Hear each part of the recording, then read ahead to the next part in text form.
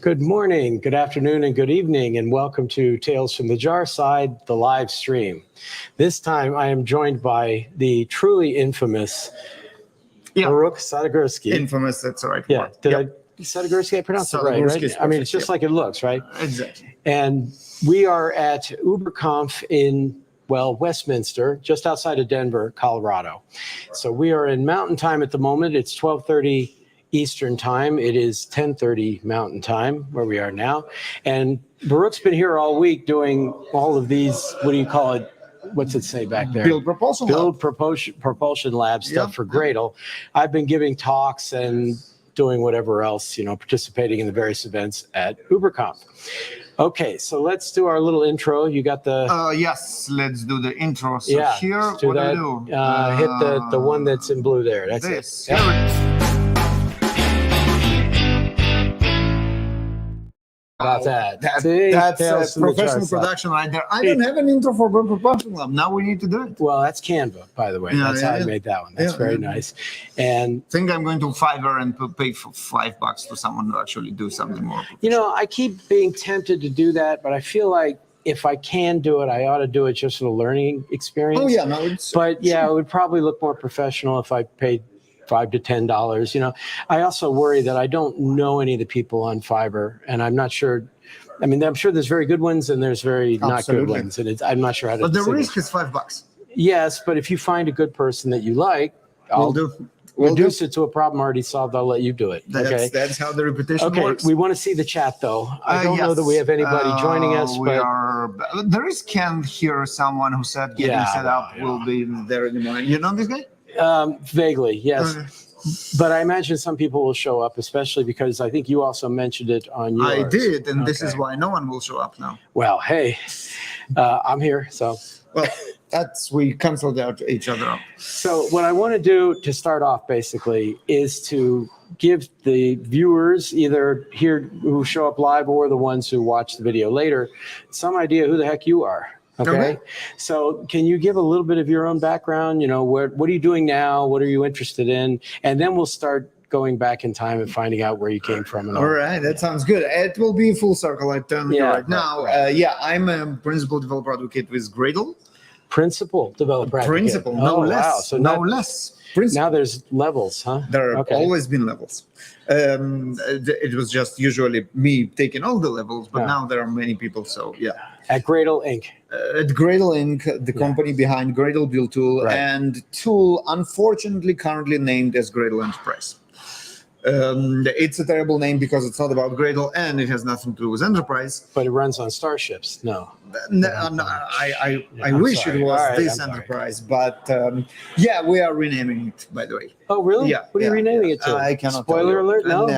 But wait. The company's being renamed or the product's being renamed? The product. So Gradle Enterprise. Yeah, will be something. It's going to have a new name. Yes. When? Can you give me that? A couple of months. So we are in July, so we're talking third quarter or fourth quarter. Yeah, I guess by September, October. Oh, really? So relatively soon. Third quarter of 2023. Yeah, what I can tell you is that breaking news, right?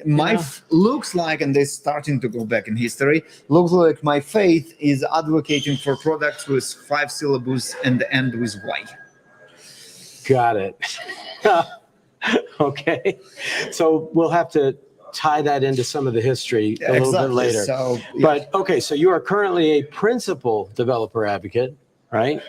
And who else is on the developer advocate team? I think Trisha G is there, right? Trisha and Brian Demers. They used to work in Okta and in Sonatype before that. He's also like a super seasoned. It's a team of very experienced developer advocates, basically, and the team is led by Justin Reok, who is also here, and you saw him in standing right over there, as a matter of fact. He's standing right over there. You might drag him into the frame to say hi. So he's a field CDO at Gradle, and he's leading our team. I blame him, by the way, the term developer productivity engineering. Yes. Yeah. I mean, he joined Gradle, what, a couple of years ago? A couple of years ago. Something like that. And he's the one who's been pushing that effort. Yeah.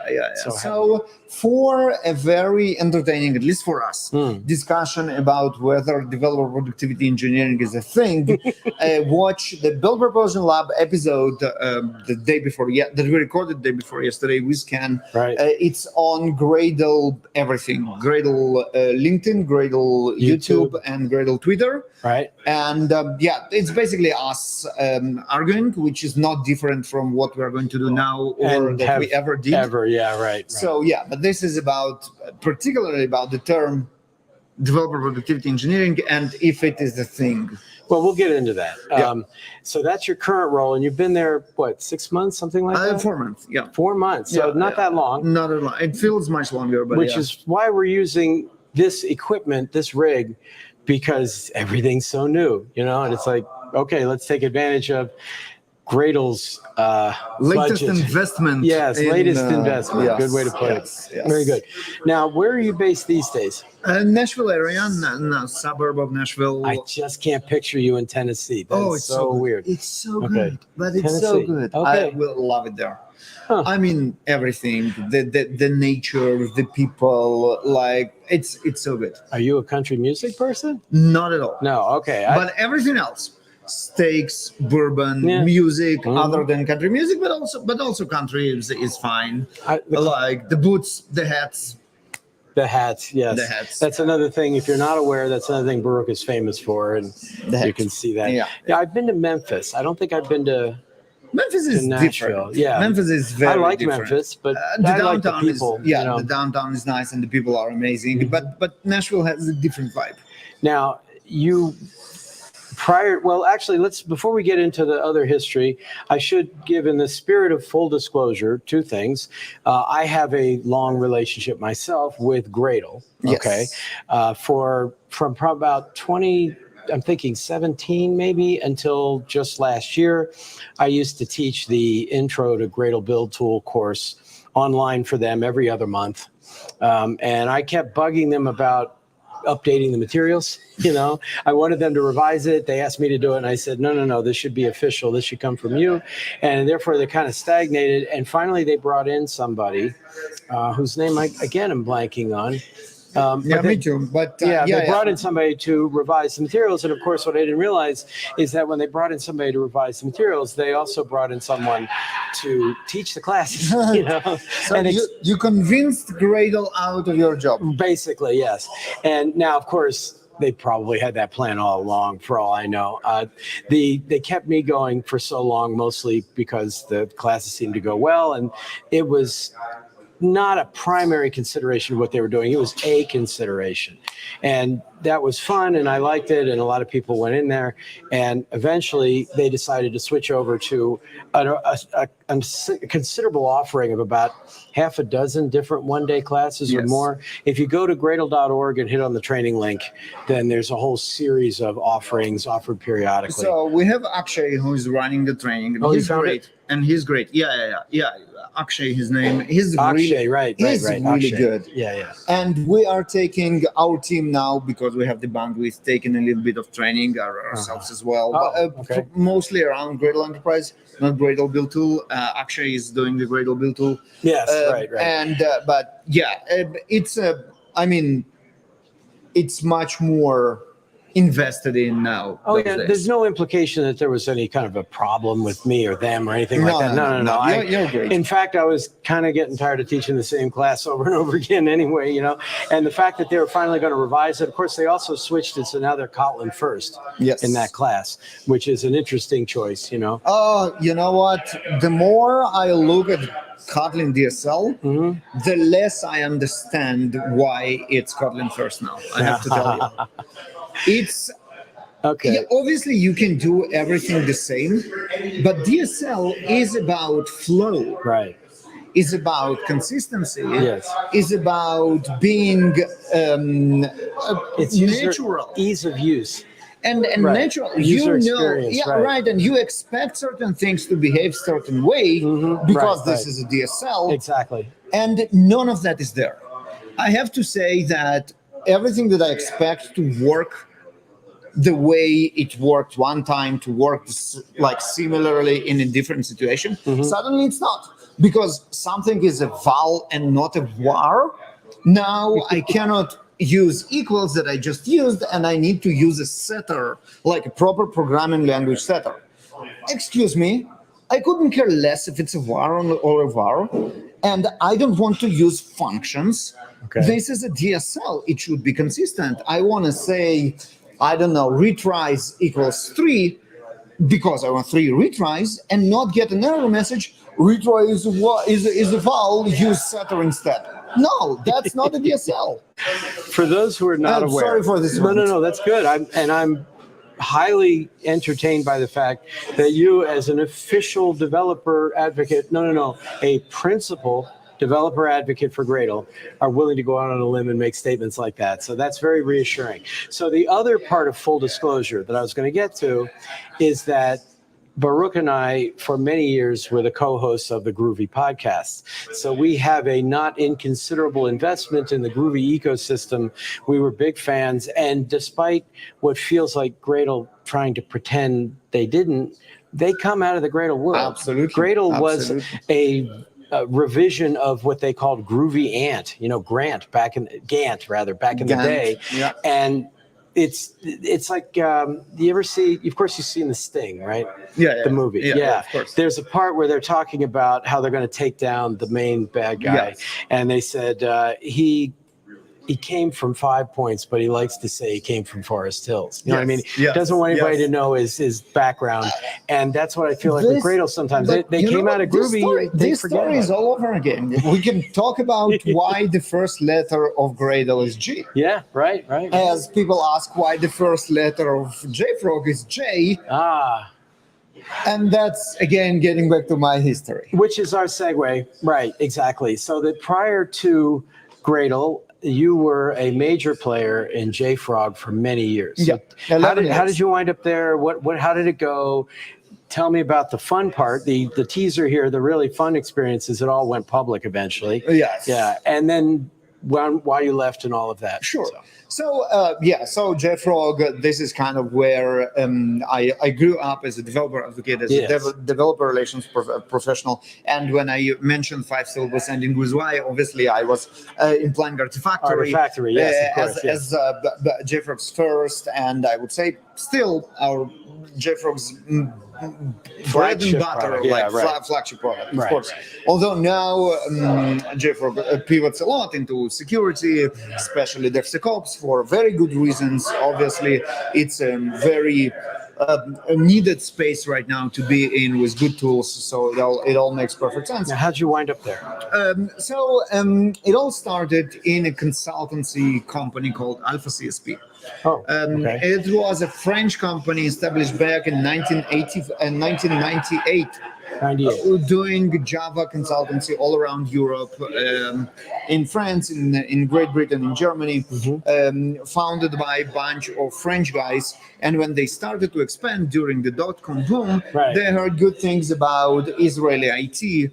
And one of the founders, a guy named Frederick Simon, came to Israel to see if he can open an office there and provide services for Java in the Israeli IT ecosystem. Okay, so JFrog was already there? No, there was no JFrog. There was no JFrog at that time. Okay, I'm talking to you. These are French developers who went to Israel. Yeah, okay, one of them. Yeah. And then he was looking for an Israeli entity that they can start building their presence with, and he found a training company in Israel that one of the managers there actually quit this training company in order to set up Israeli Alpha CSP presence with the French guys. Where in Israel, by the way? That was in Netanya area. Okay. Yeah.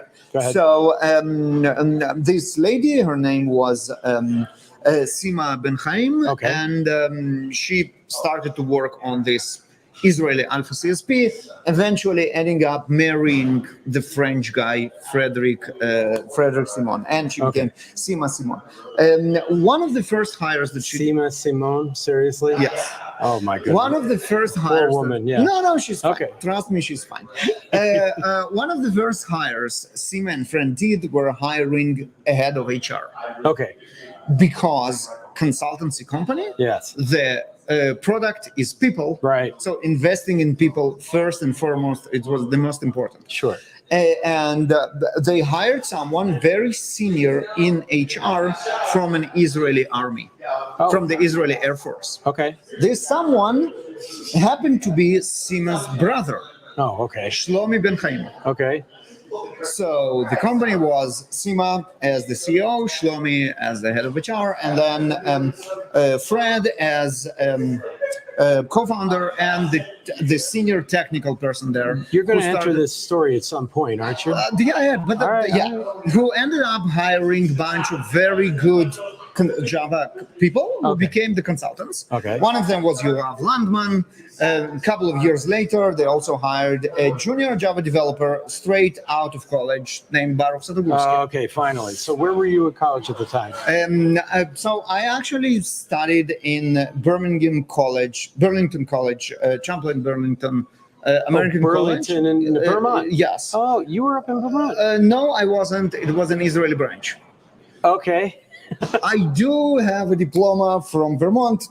I've been there. I get it. But I just visited. My wife has family in Burlington, Vermont. So. Here you go. Right. Yeah, So I'm yes. Yeah. So and then from there, I was a developer in Alpha CSP, and then became a consultant in Alpha CSP, and then at some point of time in. Where were you based at the time? Were you in Israel? Okay. So yeah, I came to Israel when I was 12. From Moscow. Yeah. All right. See, now we're getting back there. Right, okay. Right. But that's too much. That's the history. But people are listening to this going, where is this guy's accent from? Right. And the answer is lots of places. Lots of places. So that's why, I want to pick it apart. Right. But all right. So then you joined the company. You worked as a consultant. For like 6 years and then even more. And then 2010. When did they rename it JFrog? So I'm getting right there. Right. So what the company ended up doing in the consultancy area of Java, which is very, very wide, was about establishing CI/CD pipelines for the customers. And kind of build tools and later CI servers. What time frame are we talking roughly? 2007, 8, Okay, 9. now we're up to that. Got it. Right. So there was like Ant, Maven 1, Turbo. Right. And then came this Maven 2, which revolutionized how we build software. Okay. Maven is truly a revolutionary product that brings this concept of, hey, Maven is not a build tool. It's a project comprehension tool. Okay. If you go to Maven website right now, this is the one sentence description. Maven is a project comprehension tool. Okay, that's an interesting way to think of it. And it was mind-blowing. It was certainly much higher level than tools like Ant. Exactly. Which it was designed to replace. Of course. Yeah, okay. And it did successfully, obviously. Yeah. It seemed like that was up practically overnight. Right. For the same reason, how holistic and standardized approach Maven brings. Right? But it was early days, and Maven had baby diseases. And one of those diseases was there was no way to share artifacts, which supposed to be private. Oh, okay. No way at all. I didn't remember You had that. Maven Central, and then you use dependencies. Oh, I see where you're headed. Okay. But if you had your own private artifact, you're out of luck. You cannot put it on Maven Central. It's private. And then what do? So people did all kind of weird shit, like FTP servers for that. And this is kind of crazy. I don't remember I don't know if you remember, there was a concept of wagon, which was an abstraction of how do you transfer artifacts from one place to another. Okay. And HTTP was like the default wagon, but there were others, including SCP and FTP and all kind of crazy shit. But it all was, it never worked well. The HTTP was obviously even by then like the protocol of choice. Right. And then the Alpha CSP was answering this call and solving this problem by providing an open source tool from Alpha CSP to their customers to do exactly that. It was free, it was open source, it was part of the service. And suddenly, the founders of Alpha CSP and the senior consultants there saw that this thing is really picking up. Alpha CSP. Okay. Artifactory. Oh, then they finally called it Artifactory. This was the open source tool that we called Artifactory. Okay, all right. And then back then it had like this call home pixel, a small frog image that was downloaded from JFrog website, the Alpha CSP website, and this is how they knew that suddenly this thing is like brush fire. Oh. It's everywhere. It's Google, it's LinkedIn, it's Facebook, the biggest names back in 2010. Yes, right. And they were like, look, there is probably money there somehow. And then the founders, Shlomi Ben Haim and Fred Simon and Yoav Landman, quit Alpha CSP and went and established this new company called JFrog to try and monetize the success of the open source Artifactory tool. Okay. Right. So this is where how it all started. Now, how long after that before they established their own repository, the JCenter, that became the definitive public repo for a while? Right. So this was, we're talking about 2010, and they obviously had a non-solicitation agreement with Alpha CSP, so they won't hire everybody from there. And this is why I was, for example, left for a year in the cold working for BMC Software. You left with the understanding you were going to hope to wait out your whatever that period was, and then join the other one. Oh, isn't that interesting? Exactly. And that's exactly what happened. Probably can't get in trouble anymore. Huh? No, but I couldn't get in trouble up there. It was all clear and above board. Yeah, those non-compete agreements. They have a non-soliciting agreement for a year. The year passed, and we were so then you joined that. Then Shlomi calls me one day and said, Baruch, you know what? It's time. Year passed. You're starting January 1st. And I'm like, awesome, I'm coming. And he's like, by the way, we have a new role for you. Now, that was a total surprise. I was Java developer, Java architect. I was expected to keep doing that and working on Artifactory. And he's like, we have a new job for you. And I'm like, okay. And he was like, I have no idea how it's called. I don't know if it's even a thing. Okay. But what we actually need is a foreign minister. It's a state department. We do a lot of this public work of speaking with developers and partners and who's not. But we have other obligations as founders. And our time is getting more and more limited. We need someone who will do this foreign ministry job. And we think that you will be perfect for that. Gee, and I wonder why. And I'm like, I have no idea what are you talking about. I don't know if I'm going to be perfect. But if you think so, obviously, I'm going to do what you think is right. Now, the reason why he thought that I will be good in doing that is because in the last years of Alpha CSP, we started to do a Java conference in Israel. Oh, okay. It was called Java Edge. And I remember that. Okay. Right? Because I never went, but I remember hearing about it. A lot of people here went there. Yeah. And in Java Edge, it was a marketing activity.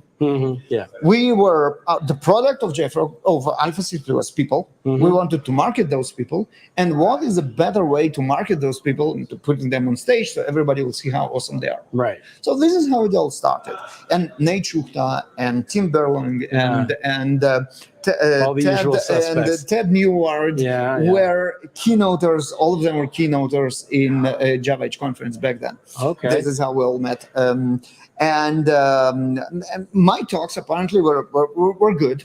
And this what brought Shlomi and Yoav and Fred to the idea that I might help them with the advocacy that didn't even have a name. Right. So Shlomi goes like, we don't know how it's called, so you need to go and find the title because we cannot put a foreign minister in the contract, and also like learn about it, what you need to know, and all this stuff, right? So, and I had a month between this announcement and the time that I was joining. It was December. Oh, okay. And then I kind of started to research it, and I found this thing which is called technical evangelist, as a thing. So not yet developer advocate, it was technical evangelist, yes. Right, and I go back to Shlomi, who is a traditionalist Jew. Really? And I tell him, hey, it's called evangelist. Yeah, okay, yeah. And he's like, okay, Baruch, sure. Okay, now go and find me a real name. So I go, okay. So I wondered about that. So I go back to the drawing board, and I start to search for alternatives. And this is where I discovered this completely new thing called developer advocacy, kind of almost invented or popularized by Google. Okay. They started to hire their first developer advocates. And I looked through like the advertisement, the job description, and it's perfect. It was just what you needed. Yeah. It's exactly what I need. Okay. And I call Shlomi very excited. And Shlomi, I found it. It's called developer advocate. And he's like, Baruch, you're crazy. First, you wanted to be a priest. Now you want to be a lawyer? Because in many languages, an advocate is an attorney. An advocate is an attorney. Right, and he's like, but you know what? Whatever. Yeah, I cannot. It's better than being an evangelist. Exactly. Yes, I cannot let you call it priest. So I should call you an evangelist now. But if you want to be a lawyer, go ahead. You'll be the advocate. Yeah, spread the gospel of Gradle. But back then it was JFrog. Yes, and then I started to see the differences, and I'm like, Shlomi, you know what? The evangelist would be a really bad idea, not only because of the religious connotations. Yeah, right. But because it implies a one-way preach. Yes, it does. Okay, I see where you're going. Then this is not something I want to do. I want to engage with the developers and truly advocate for them in the company. So it's more developer relations. And and advocate for the company in the developer community. Right. So advocate is a really, really good term. And this is how it all started. Right. So this was Artifactory. And you started traveling the world. We started very small, and I remember obviously my first public talk. Everybody remember that? Oh, really? Yeah, it was actually how it's called, a sponsored talk and a sponsored track in QCon London. QCon. Okay, in London. Got it. Yeah, in sponsored by JFrog. Yeah, so we bought this slot, and everybody were really freaking out how it's going to work. And obviously, I had no idea what to do. So I started it was terrible product pitch the entire talk. Oh, really? But it was a sponsored talk, so everybody loved it. People came to hear about Artifactory. Okay. I gave them exactly what they needed, and it was so successful. So as long as they knew what they were getting into, it's okay. That's the idea. I have to say, I'm a big fan of clearly marked sponsored tracks and sponsored talks. Okay. Why? Because obviously, if you do a product pitch where no one expects it, it's terrible. Right. And especially if you lie in your abstract and title, implying it's like that clickbait. Yeah, that's exactly. not good. Right. But sponsored track, everybody knows they're going to hear about the tools, and we give them a good talk about the tool. This is perfect. This is great. Now, by the time I met you, you had already relocated to Silicon Valley, I believe. So when did that happen? That happened in 2015. Really that late? I thought I knew you longer than that. Yeah, and in 2015, so we opened our US office. JFrog opened their US office in 2014. Okay. And I told Shlomi, hey, if you need me there in the US, I'm down for relocation. And he's like, no, I really don't think it's a good idea because we need someone native for the advocacy. It's a lot of native speaking and culture and, cultural background. We will find someone there. Oh. And I'm like, okay, fine. And then a year later, he comes to me and he's like, Baruch, no. I mean, you have a particular set of skills, right? Exactly. So this is how he's like, and I'm like, okay, I told you I'm down. I'm still down. So we moved in the summer of 2015. It's been exactly 8 years a month ago. That was in the suburbs of San Francisco? Yeah, somewhere? And it was Silicon Valley. Yeah, we moved into Cupertino and lived there for a while. And then pandemic, no one has to go to the office anymore, and we moved out, never looked back. Oh, JFrog's no longer there? Or you just moved out? Yeah, so JFrog is there. They have an office now. They're back in office full time. So it's like... Now, when did they decide they were going public? Right. So, we spoke about every startup dream about exit every day. Right. And we spoke about it almost in the half jokes, hey, it would be nice. and it was like 2011. It would be nice if we'll have like $1 million exit. Right. And then 13, it would be nice if we'll have like 5 million exit. Yeah. And then, but you know what? And obviously, I suppose it's all very private. But I suppose that the founders have those discussions with potential buyers. Of course. And but we were never satisfied. In some point of time, we kind of realized that, hey, you know what? We don't need to dream about something someone buys us and then we'll all just go home happy. Okay. But instead, we can make something great and lasting out of it. A lot thanks to DevOps. Oh, okay, DevOps. Because Artifactory for years was a pretty niche product. Now, when did JCenter come about? That was in here somewhere too. Yeah, it was 2012, 2013. Okay, go ahead. But the unofficial release was 12/12/12.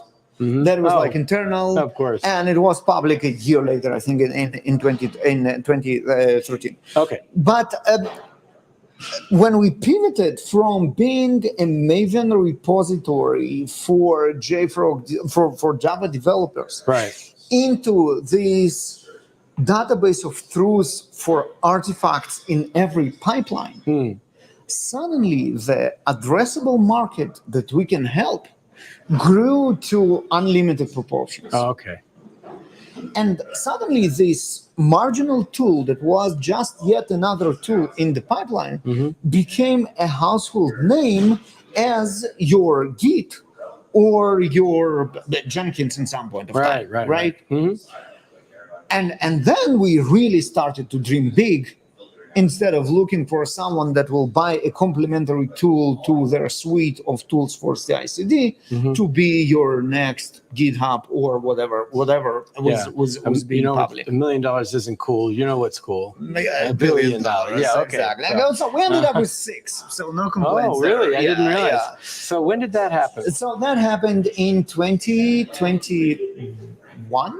And you were employee number 10, basically. 10. Yeah. Okay. So you did okay.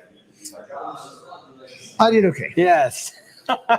The reason I know you did okay is because we were co-hosting the Groovy podcast at the time. Yeah. We picked that up from Peter Ledbrook. Yeah, Peter Ledbrook. A couple of years earlier, I guess. From around 2008, I think it was when he decided to turn it over to us. And I had never met you, although I'd seen you around, and we started doing our thing for a while there. And I knew that something was coming, but you were not in any position to say anything for a long time. Yes.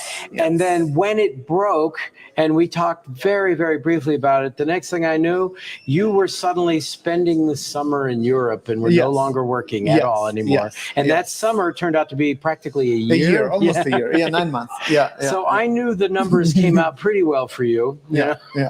Oh my goodness. I've known a handful of people who have been in companies that have gone public, and you hear stories of somebody paying off their mortgage, but I've never known anybody to say, I'm going to spend the next year doing nothing in Europe. No, theoretically, I could still do that. Yeah, theoretically.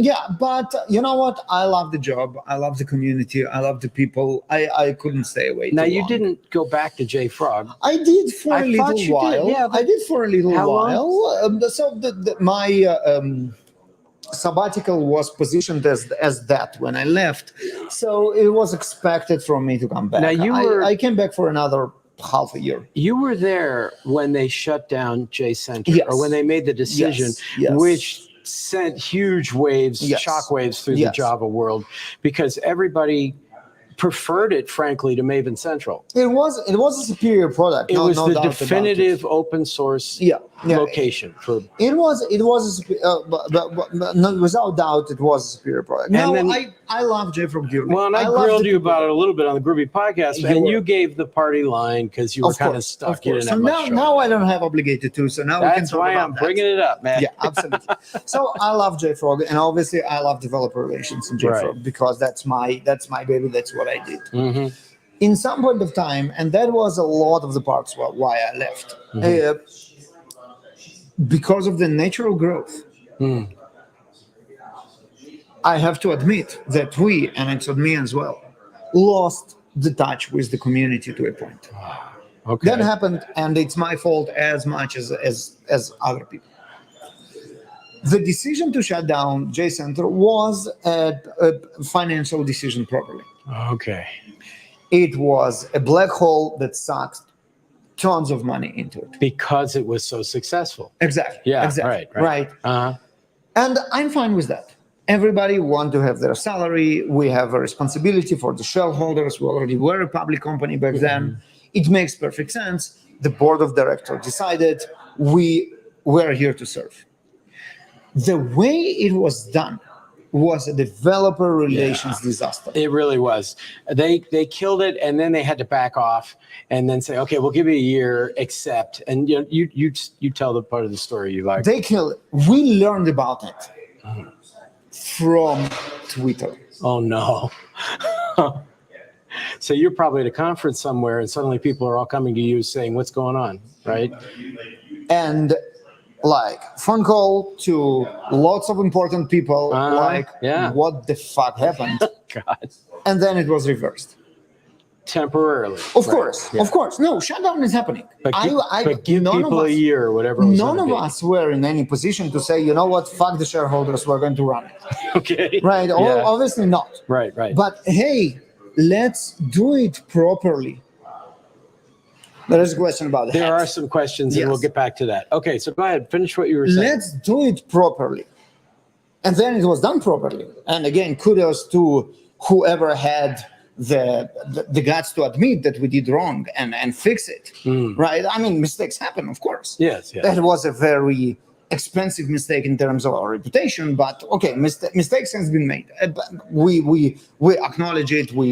It's fine. That happens. And the community did eventually acknowledge that expecting you to run this massive free service for the world with no compensation other than goodwill probably wasn't going to be a long-term solution. I mean, it was really rough the way it was handled, but it was not an unrealistic thing to expect. Yeah, so absolutely mistakes were made. But it didn't hurt the IPO, did it?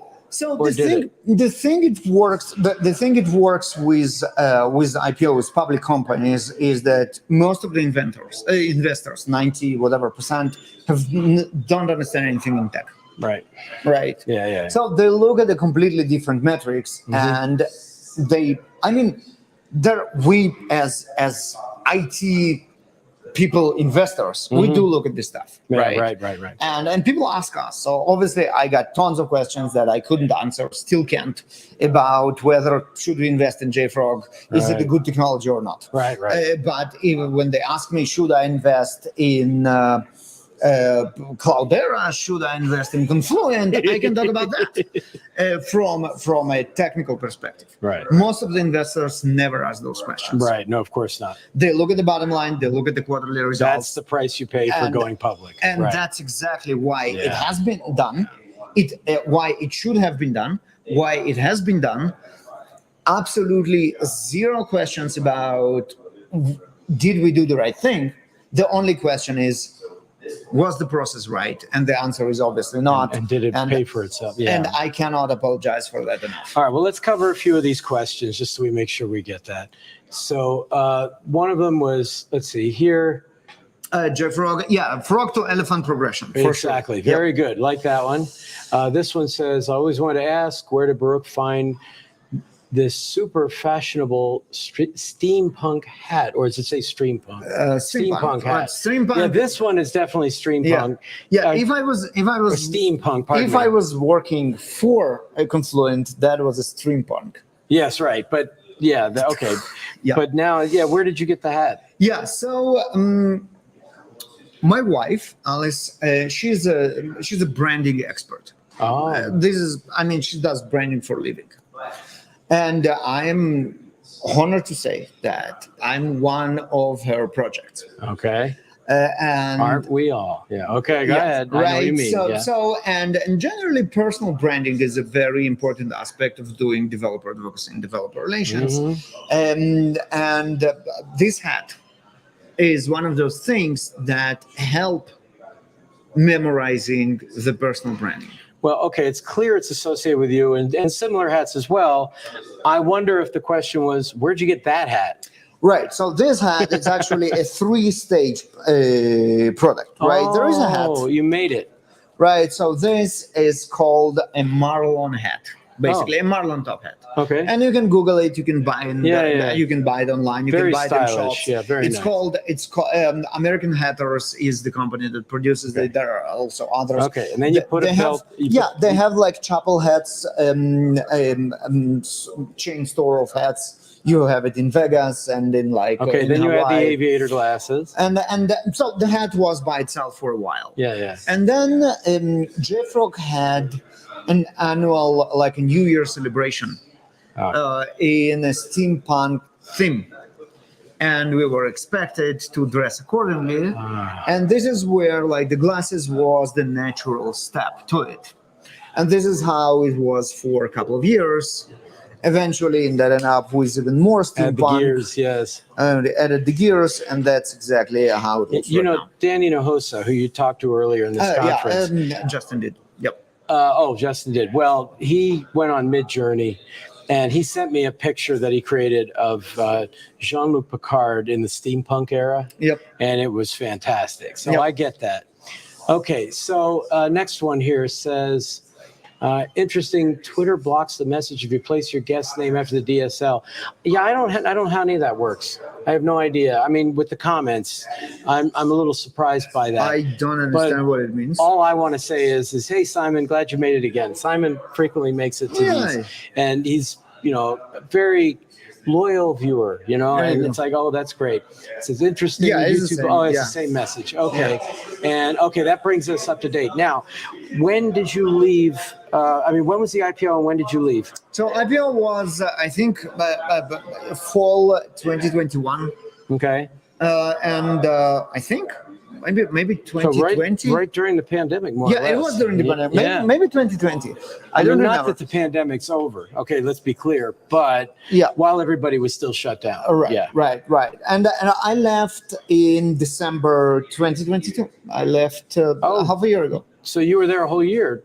You were half a year away on your sabbatical. Yeah, exactly. Came and back, then I came back a few for months half a year. and Exactly. It said, the heck with it. I'm out of here. Yeah, so... I'm sure it was more amicable than that. It's just, I think, it just became a little bit too enterprisey for me. Oh. No, there is nothing wrong with enterprise. Yeah. And obviously my bank account thank the enterpriseness of JFrog every day. Okay. It's fine. And it's a good business. It's a solid company. It does all the right things. But enterprisiness comes with a cost that sits well for some people and sits less well with others. It's definitely a different perspective than dealing with individual developers. Exactly. Right. Okay, so what attracted you to Gradle? So obviously that was the worst time to look for a job. January 2023 was the worst time looking for a job. Because all the e-commerce companies or all the big giants were now laying people off instead of hiring. 300,000 layoffs in IT. Yeah. And then I'm coming, all beautiful, hire me. Yeah, right. But obviously it was much less impactful in my case because I was looking for something very specific. And thanks to my personal brand, people knew me by name and said, okay, Baruch is on the market. I want this guy. Right. So that was a little bit easier for me than from everybody else. I got to stop you for one thing. I have called you Baruch for years. It's fine. But you keep saying Baruch. Yeah. Which one do you prefer? So Baruch is the name, but I stopped very long ago trying to correct people to pronounce my name because correctly. In Hebrew it's Baruch. So there are two, as you know, there are two Ashkenazi and Sephardi. Two ways to spell everything in Hebrew, the Ashkenazi and the Sephardi. Now, although I'm an Ashkenazi Jew, Eastern Europe, Israeli Hebrew is based on the Sephardic Hebrew. Yes. Okay. So although in Poland, where my roots are, I would be called Baruch. In Israel, when I adopted the name and used it for 25 years, it was Baruch. Well, I did that 23andMe thing. Yeah. Many years ago, before we decided this was such a security violation, I shouldn't do that. I came back 99.5% Ashkenazi Jew. So you're, which I never tell anybody.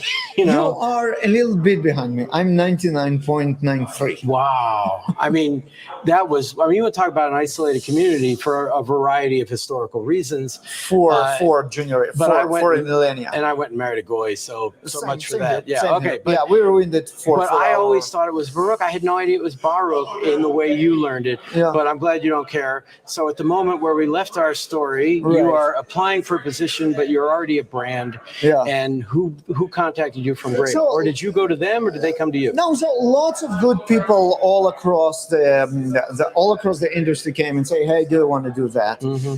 But I was trying to figure out what I want to do. Mm. Like, it was the first new job for me after 11 years. Mm-hmm. I didn't do any interviews during this time. Right, I had no idea how to do interview or even what do I want. Wow. Right? Sure.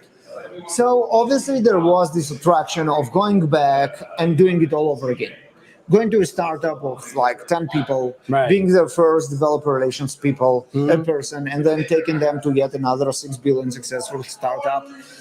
I can do it again, all over. I know what to do. Okay. But then I kind of remember that I'm not as young anymore. Yeah.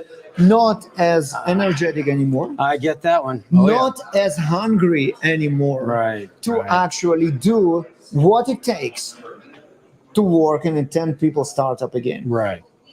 Working around the clock, being the support, being the on-call. Doing anything necessary to make it work. Right.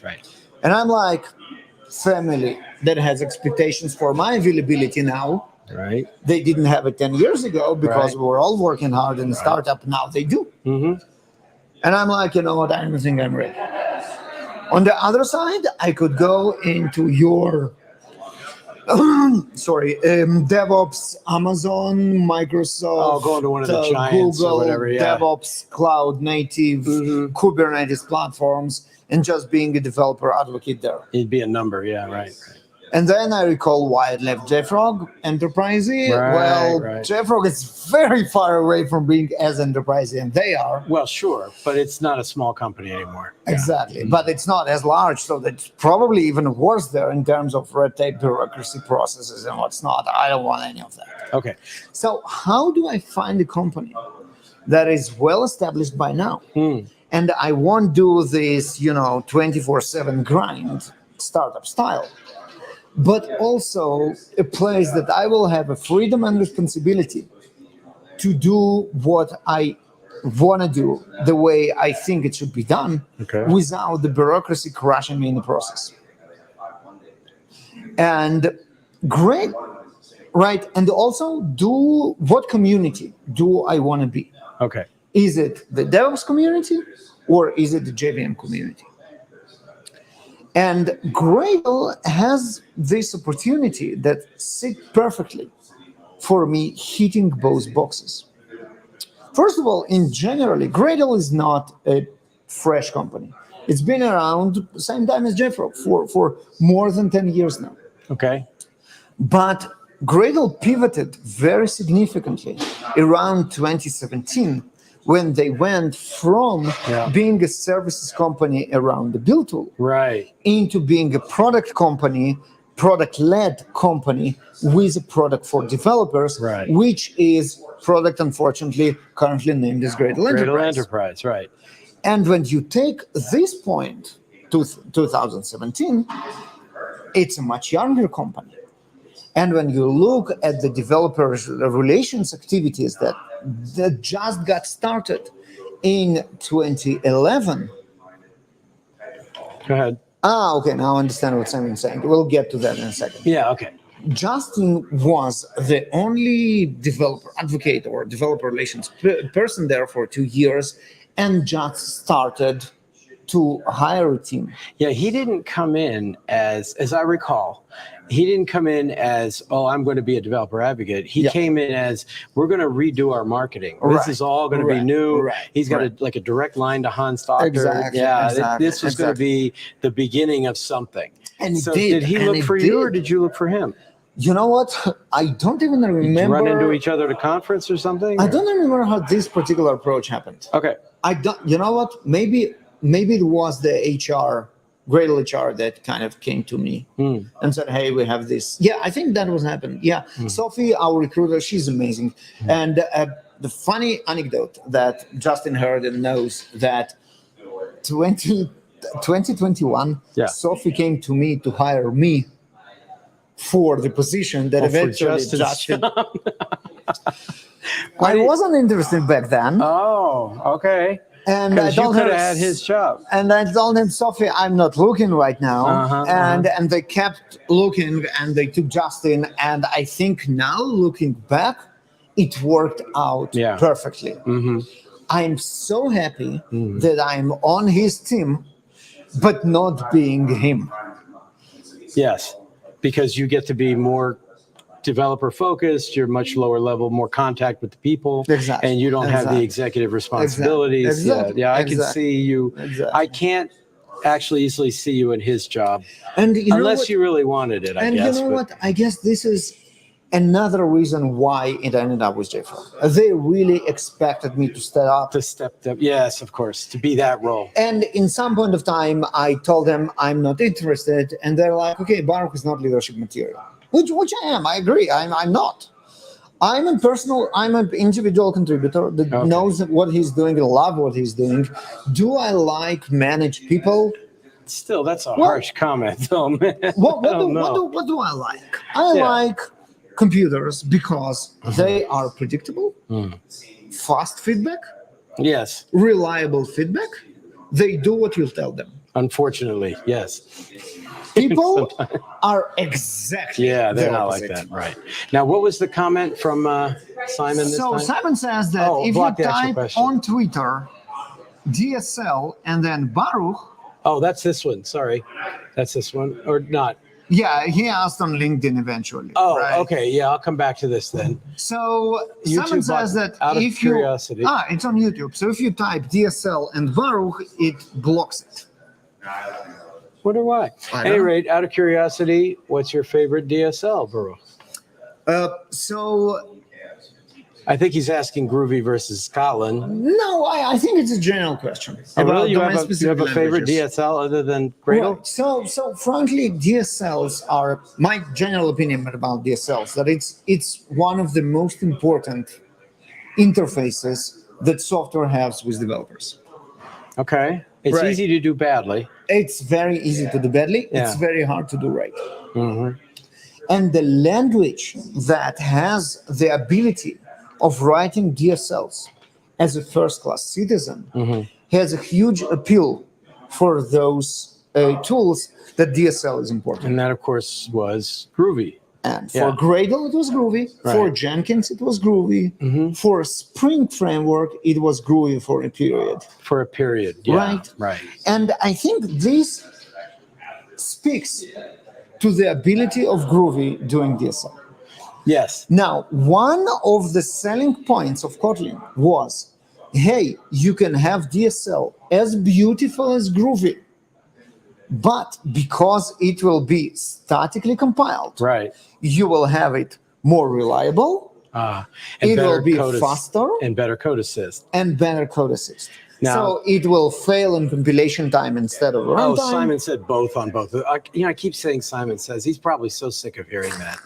I apologize. But at any rate, okay, so go ahead. Now, I don't know Kotlin enough in order to support or disprove this message. Venkat's got a book now, But what I can say is that if what Gradle has is the best that Kotlin can provide in its abilities in DSL, it's way behind Groovy. Now, I don't know where the blame is. Is it Kotlin cannot do better? Or it's just in development and this is not the best DSL we will see in the future from Kotlin? I certainly hope so. Well, your original point that we started with was that it kind of throws you out of the DSL. You lose that feeling that you're just scripting out what you want to have happen because you need to get into the actual details of the API, which Groovy hides a lot better in general. Now, the problem is whenever I make a video where I do things in both the Groovy DSL and the Kotlin DSL in Gradle, somebody from the Kotlin world tells me I'm doing it wrong. You know what I mean? They say, oh, yeah, you wrote it like this, but you could simplify it. You could do it this way. And then I go and dig into it and find out, well, that's simpler, but we're still not there. And of course, the other thing the Kotlin stuff was supposed to be fast. And it was never as fast as the Groovy one. And Groovy, of course, was optional typing. You could use compile static if you need to. You could use a lot of things. Absolutely. And that message just never broke through into the community at large. So again, I give everybody their benefit of the doubt. I don't know enough to make conclusions. What I see now is a lesser quality DSL from Kotlin. I'm still optimistic that the Kotlin's promise that they can do DSL as good as Groovy and being faster static compilation, better tool support is still out there. We still didn't see the last of it. All right, well, I'm going to make my controversial statements about Gradle, okay? Because I'm a fan. I've been using it for years. I always push it ahead of Maven and other tools as well. However, okay, my problem has always been that, well, I mean, first of all, it changes a lot very frequently, and the documentation used to be horrible. I used to say I never saw a project with more documentation that didn't help. That was what I used to say. It's gotten way better than that, okay? And now we have an absolutely awesome technical writer, and she will take it to a new level. That's good to know. Yep. Now, what I always thought is that if you look at the market share studies of Gradle versus Maven versus everybody else, it's remarkably stable. I mean, over years, that Maven has roughly 2/3, 60, 65% of the market. Yeah, absolutely. Gradle has somewhere between 25 and 30%, and everybody else is small fry. Right. Basel's out there, Gant is still out there. You get the little ones. And that my opinion was this has been a serious source of frustration to the Gradle people because Justin, can I have the sign for a second? Yeah. Because the problem, what sign is that? You'll see. It's a surprise. Oh, we have a surprise. Yes. Okay, well, why don't you introduce the surprise? No, you go ahead. Oh, well, at any rate, I always thought that was a source of frustration because what Gradle did in order to get adoption, again, this is from an outsider, was they improved performance enormously. Like if you do Gradle versus Maven, the Gradle performance is 10 to 100 times faster on small, medium, and large projects, and they've got the data to prove it, And to their astonishment, I assume, certainly to my astonishment, that turned out not to be persuasive. That didn't break through the market share studies to go, oh yeah, we're going to adopt Gradle because we want it to be fast. Now, if you're working with companies like major Silicon Valley companies that do thousands or tens of thousands of builds a day, it's critical for them. I mean, you save a quarter of a second on a build, man, that adds up really fast. Absolutely. But for the rest of the industry, apparently it's not working. So I thought the reason they adopted the Kotlin DSL was for user experience, which doesn't seem to be yet really paying off. And it's actually less now. Okay, so a couple of things. First of all, so Gradle Hearts Maven, is that what that says? It's kind of shiny a little bit there. Yes. This again was a surprise to me because you're going to tell about it. That's where Gradle Enterprise, soon to be named something that also Gradle Enterprise. That's 5 syllables too, But at any rate, soon to be 5 syllables ending in a Y. Yes. It works really well with the distributed cache works with Maven now, everything works with Maven now. The entire Gradle Enterprise functionality works with Maven, works with Bazel, and going to work with SBT very soon. So you thought Bazel was worth tying into? Oh, yes. You think that's growing fast? Speaking about the big Silicon Valley companies, your Google, Lyfts and Ubers, they're all Bazel. Are they really? Yes, they are. And you can find tons of material from a guy who worked in, I think, both Uber and Lyft on their builds, Artyom Zanatulin. He's really good. And he has tons of materials on why Bazel. They started with Gradle. He was the Gradle expert. He spearled all the conversion to Bazel. He has But isn't that annoying that they left Gradle and went to Bazel? So again, as Gradle loves Maven, Gradle loves Bazel, especially with our hats, me and Justin and Trisha and Brian, because our focus is developer productivity engineering. God. We don't care which tool people use, as long as they are more productive. And I'm not talking about having better coffee. And as long as you get your cut, right? The license fee. That's a nice bonus. That's a nice bonus. No, when I used to push Gradle Enterprise, my push, so to speak, was to say, show them the build scans. Yes. Show them the features, and then somebody would say, "Well, we don't want to send that information to scans.gradle.com. We want it inside the firewall." And I said, "That's Gradle Enterprise. That's how they hook you." So at any rate, go ahead. But now you've got the build cache and everything else that works with Maven builds and with Basel. And this is why we are not in that harsh competition anymore. Oh, here you go. Well, let's see. He says, great discussion. Thank you. And I think 2024 will be an interesting year for the race, given how Maven 4 is getting closer, and with the Gradle change to Kotlin likely being more accepted by then. Yep. What's that? I love the... And then the Gradle build challenge. Oh, right. So we're okay. Feel free to follow up on that. So build challenge is basically that, right? You take whatever you work with. It's Maven, it's Gradle, whatever project. We have a couple of sample projects that we have, or you can use your own. And then basically you speed it up by using what is available for free there for those tools, which is build cache, build scans, and all this kind of stuff. You don't need to buy anything. Don't need to pay everything. It's just boom, your build is faster and more observable right there for free. Okay. So that's the speed challenge. We also give nice swag for if you. Well, let's start wrapping things up a little bit. Wait a second. Gradle and Maven thing. I have to. Go ahead. Why Gradle didn't pick up and all that? Oh, please go ahead. I didn't know you had a bunch of stuff there. I thought your comment on that was we're adopting Maven as well. Oh no. So first of all, yes, I grew up mentally a lot.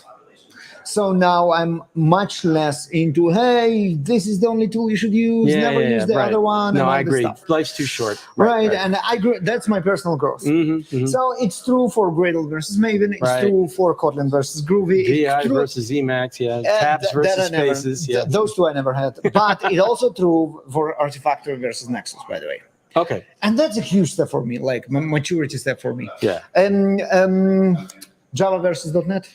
Who cares? Yeah, right. So Gradle and Maven. Okay. Now I have a theory why Gradle never took the world by storm. Okay, I have a theory as well, but go ahead. And this is because Maven locks people that organizations don't trust. Yeah.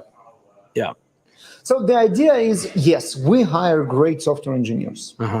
And in theory, we trust them to do what they are doing. Okay.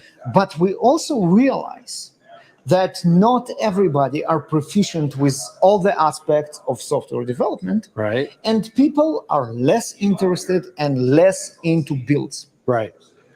So when I have a software engineer that needs to fix something in a build, and they want to do it now, they will ask ChatGPT how to do it. We'll copy paste from there. And all Maven builds look alike, so And it will work in Maven 90% of the time. Right. It will fail in Gradle in 70% of the time. Your greatest strength is your biggest weakness, and Gradle is incredibly flexible. And that's a weakness if you don't want to deal with all those capabilities. That's right. And Maven will fight you if you try to customize it. But at least all the builds will look alike. And I was complaining to Hans Doctor, the founder of the author of Gradle, the co-founder of Gradle Inc., skip one, fighting with Hans for years to introduce this enterprise. Here, the enterprise word is actually appropriate.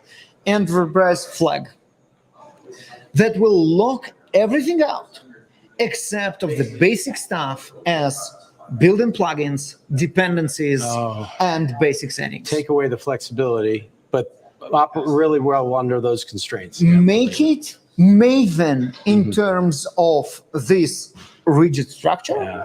Keep it Gradle in terms of performance, simplicity, readability, and everything else. But he didn't go for it, right? He never went for it. Are you implying that now he is? I cannot comment on how successful my advocacy is. I really hope it is. But since I'm not dealing with the build tool, I actually have much less sway. I still think that we can do it, and we can succeed in that, and being the only choice for both those freedom and responsibility type of projects, but also those enterprise lock me up types of projects, and have a win-win in both. All right. Well, now that we're getting near the end here, and I have a question I have to ask you, which I probably assume you're not going to comment much on, but I have to ask anyway. You've actually been through a company that IPO'd now. You know what it looks like. You know what the signs are. You're now in another one that's VC backed, seems to be doing well, seems to be growing, is starting to move more into the enterprise. Is there an IPO coming? What do you think? Is it going to be soon? I'm cautiously optimistic. Cautiously optimistic. Okay, that's a rather bold statement, actually. I'll take that as rather bold. There is no statement in it at all. Okay. I'm always cautiously optimistic about everything. I'm cautiously okay, let's put it that way. I'm extremely optimistic about the future of Gradle Inc. Okay. I'm cautiously optimistic about any of the financial outcomes in any short to mid-time future. Okay, well, we'll go with that. I mean, I had to ask anyway. I didn't say anything good enough. And oh goodness, we got Cedric. Cedric, I could put this in there, but I don't know how much we'll show. Read it. Okay, no. As Cedric, hey, buddy, we're so glad to see you. As someone who wrote the study compiler for Groovy, also as someone who wrote all the Groovy script compilations in Gradle to make it blazing fast. Right. And it is blazing fast. Thank you, Cedric. I disagree with the statement about Kotlin DSL. Because of course he does. But go ahead. And yes, I was the one commenting that there was an easier way to do it in Kotlin DSL when you did it. And I'm sure, and there was. He's right. I'm not a Kotlin fan. Java for the win. We're right there with you. However, I do maintain lots of builds, and with the experience, I'm not doubt that the maintenance cost of Kotlin DSL builds is lower. Fine. I do agree. There are lots. Probably he's writing. So Cedric, I hope you're still typing, because that's where it cuts off. Yeah, and this is the interesting part. So while you type, Cedric, the interesting. My comment wasn't about maintenance or even speed. My comment was a very user-oriented.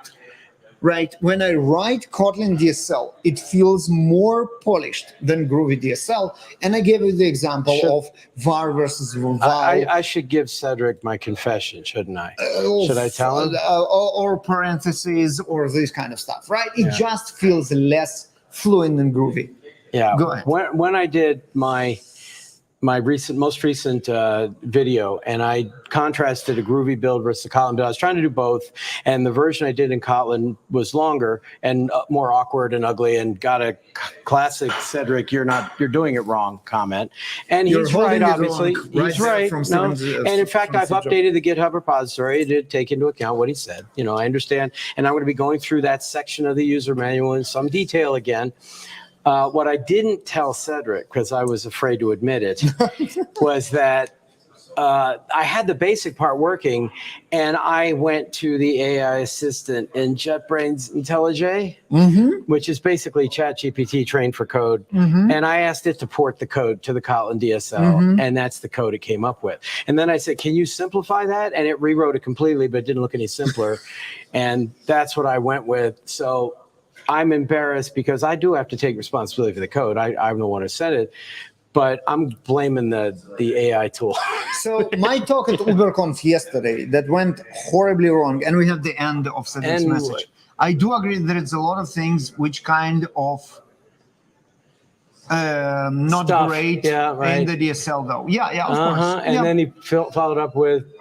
And I do agree with the boilerplate of the DSL. So it's kind of annoying, but man, when you maintain a years-old build, I guess, Kotlin is easy. But I cannot attest. So what happened? Did you say you had a disaster in a talk? I had a disastrous talk. It was supposed to be a disaster. It was worse than that. So yeah, I had a talk yesterday. UberConf has one of the nicest crowd like on all the conference circle, and this is why I attended it here. because people are so nice, and I can fail, and I can fail in crowd. front of I thought you said cloud. I was a little confused. Crowd. Yeah, crowd. I can fail safely instead of in this audience. Yeah, it's always the AI's fault. Oh yeah. So I didn't blame the AI though, did I? This is a good comment. I will blame it. But I didn't blame the AI, Let's even though I because should that's have, the story, right? Okay, so, go ahead. So yeah, the idea was asking ChatGPT, how can we make developer productivity engineering improvements in my project? And what did it suggest? So switch to Maven right now. Okay, there are a couple of funny things. First of all, the idea for Maven was start skipping tests. Oh, really? Skip the test. Yeah, that's really going to help. Yeah, okay. So that was one funny idea. Yeah, but my project was in Gradle, so I told him, let's concentrate in Gradle, and the ideas were solid. Right, it was like, hey, speed up your build, use static code analysis, use better IDE, fight flaky tests. Better IDE, no less. Okay. Right, not IntelliJ, obviously. Fight flaky tests. Make sure you nailed your dependencies, so you don't need to fight through that. Very good ideas. When we went to and my next step was, okay, I got all that. Now let's start with the first one, which is improving your build times. Tell me what to do. And this is where it all went to shit. None of the snippets of Kotlin DSL that it produces for my Gradle code work.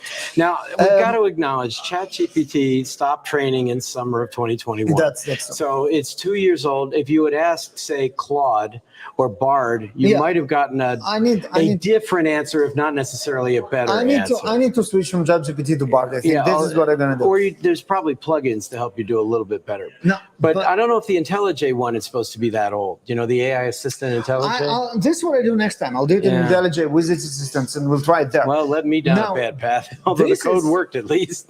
This is not the most terrifying part. This I fixed. I typed it in. It was like, it's a mistake, and I pasted it back. And it was like, okay, try this. And it also didn't work. But this was almost scripted. I knew it would happen. It was good fun.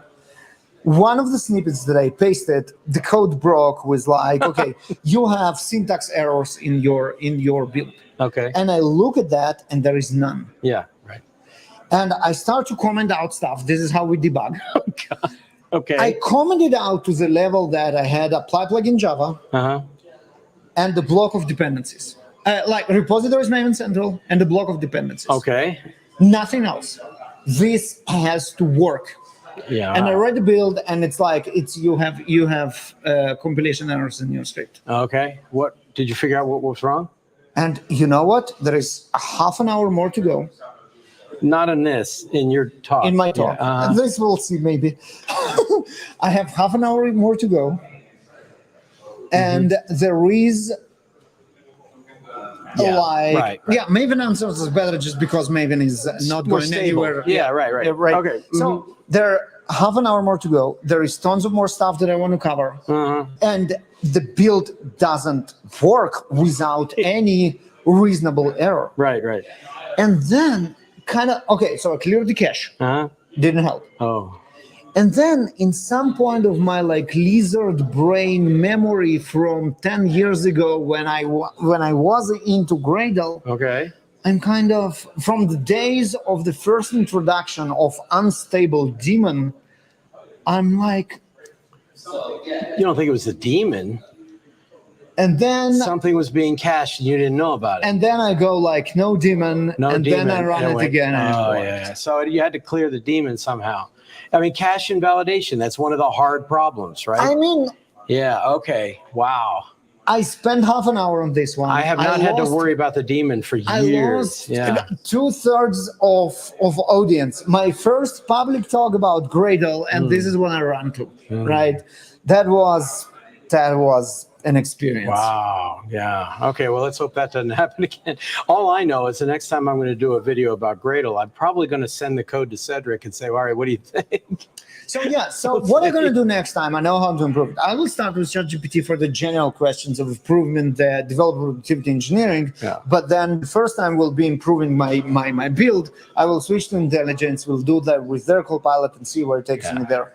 Well, okay, let's wrap things up because we've gone longer than I anticipated. But you're with me. That's it's fun. You should have anticipated. No problem. Yeah, I kind of did. I kind of knew. What's the future look like? What are you doing now? What are you planning to do? I mean, what's the future? We know we're waiting for our new Gradle Enterprise name change. We're waiting for the big IPO. Right. No, I didn't say that. We know you're not going to take Justin's job. Yeah. No. Okay. So for the name, yes, expect that. It's an awesome name. 5 syllables, and it was why IPO. No comment there whatsoever. Gradle And Enterprise. I deny any implications that I might have said to or Ken might have misunderstood. You're going to get a new hat. I mean, I'm looking for something. Anything coming up? No. No. So yeah. So basically, very happy with where I am now. Very happy getting back into the JVM community. It really feels like I'm home. Go argue with Cedric now? Or It's really feel like I'm coming home. Yes, there are amazing people in cloud native and DevOps, and I made tons of great friends. I should identify for the people who are watching who don't know. Cedric Champeau is a fantastic developer that spent many years at Gradle, improving it in several of the ways he mentioned, but in many, many others he's not. He's currently a member of Oracle working on the Micronaut team. Yep. Micronaut just released Micronaut 4.0. Congratulations. We should talk to Cedric at some point too. But thank you for being here and contributing and for everything you do. And there, okay. Right, so made tons of good friends, best people. Present DevOps. company accepted, yeah. Yeah, no, I'm talking about DevOps and the cloud native community throughout the years with JFrog. Right. But really coming back to the JVM community, to present company included, really feels like I'm at home. Okay. Well, you are always welcome here. And whenever some big event happens at Gradle, I'll probably contact you and say, so what's going on inside, and you'll say, I can't talk about it. We will do this a lot. Right. Everybody, my dearest friends with the community, including Simon and Cedric, of course, are welcome to Build Propulsion Lab interview series. And check out it's the Gradle YouTube channel, yes, right? It's a Gradle YouTube channel, Gradle LinkedIn and Gradle Twitter. We did I think 20 interviews just at TuberConf with all the right people. You want to see them. And if we are ever in the same event, we're going to do this a lot in person. We're going to start doing that online. So if you don't travel for this reason or another, it shouldn't stop you from being on the Propulsion Lab interview. Right. And of course, please subscribe to Tales from the Jar Side. Absolutely. So, if you prefer to read it, you read the... I've got the newsletter every Sunday. It's hosted on Substack. And we're trying to grow the YouTube channel. And if you prefer to watch it and see two people babbling about stuff... If you don't feel like reading it, I'll read it to you. Right? Exactly. So thank you so much for being here. Thank you for having me. We will take care of everybody that Cedric says bye or hi or whatever. He was very kind. Thank you. And we will. And thanks again, Simon, for being here as well. And we'll see you probably in about another 2 weeks. Take care. By the way, I did manage to get Venkat to agree to be on this. So look forward to that in August sometime. Okay, so I will have my month of faith. You got faith time to build up some questions, right? No, I have my faith until I'm already on his calendar, man. That's what I'm saying. Yeah. I have the fame until Venkat comes. Yeah, I don't know what country he'll be in, but we'll do it. Yeah. That's online thing. Okay, well, take care, everybody. Bye-bye.